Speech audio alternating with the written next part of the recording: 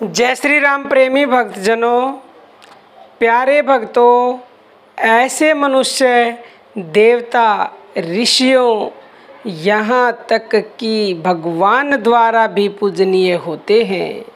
कौन से वो मनुष्य हैं प्यारे भक्तों जिनको भगवान भी पूजते हैं? जानने के लिए अंत तक बने रहिएगा। ज्ञानी, महात्मा और भक्त कहलाने तथा बनने के लिए तो सभी इच्छा करते हैं, परंतु उसके लिए सच्चे हृदय से साधन करने वाले लोग बहुत ही कम हैं।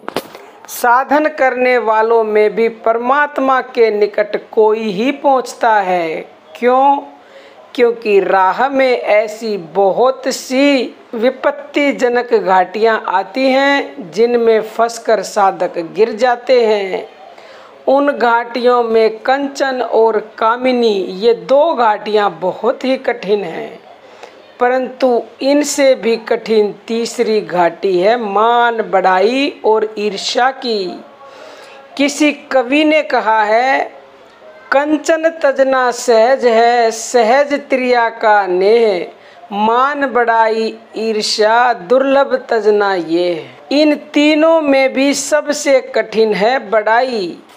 इसी को कीर्ति, प्रशंसा, लोकेशना आदि कहते हैं। शास्त्र में जो 3 प्रकार की तृष्णा यानी कि पुत्रेषणा, लोकेशना और वित्तेषणा बताई गई हैं, उन तीनों में लोकेशना ही सबसे अधिक बलवान है। इसी लोकेशना के लिए मनुष्य धन, धाम, पुत्र, स्त्री और प्राणों तक का भी त्याग करने के लिए तैयार हो जाते हैं। प्यारे भक्तों, जिस मनुष्य ने संसार में मान बढ़ाई और प्रतिष्ठा का त्याग कर दिया, वही सच्चा भक्त है, वही सच्चा साधु है, वही सच्चा महात्मा है। और ऐसा ही मनुष्य देवताओं, ऋषियों द्वारा, यहाँ तक कि भगवान द्वारा भी पूजनीय है। साधु, महात्मा और भक्त तो बहुत लोग कहलाते हैं, किंतु उनमें मान बढ़ाई और प्रतिष्ठा का त्याग करने वाला कोई बिरला ही होता है। कई बार आपने ये अनुभव भी किया होगा कि हम किसी महात्मा से मिले, किसी का नाम सुन के हम उसके पास गए, तो शुरुआत में हमें वो महात्मा, वो साधु बड़ा अच्छा लगता है और उनमें हमारी श्रद्धा होती है, पर उनके पास जाने पर जब हमें पता चलता है कि उनमें मान बढ़ाई, प्रतिष्ठा दिखाई देती है, तब उन पर हमारी वैसी श्रद्धा नहीं ठहरती जैसी उनके गुण सुनने के समय हुई थी। यद्यपि अच्छे पुरुषों में किसी प्रकार भी हमें दोष दृष्टि नहीं रखनी चाहिए। दोष दृष्टि रखना हमारी भूल है, परंतु स्वभाव दोष से ऐसी वृत्तियां होती हुई प्राय देखी जाती हैं।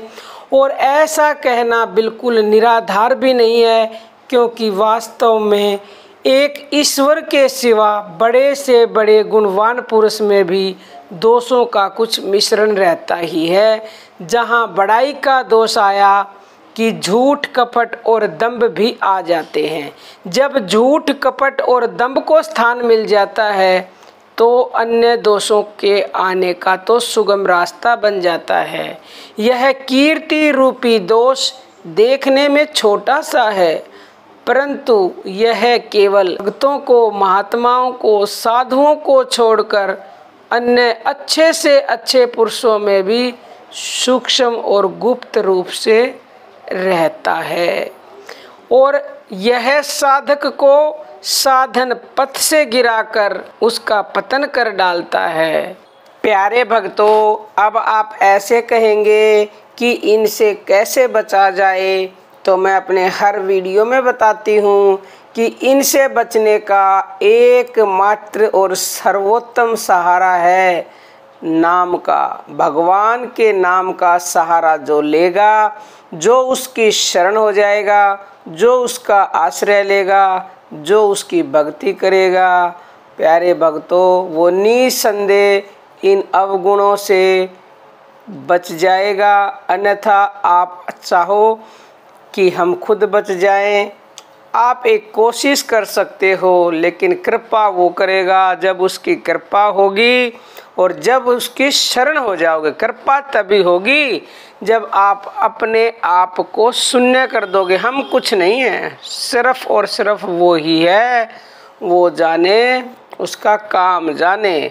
तो उसी दिन उसकी कृपा हो जाएगी, और उसकी कृपा हो गई तो मान बढ़ाई ईर्ष्या सब खत्म हो जाएंगी।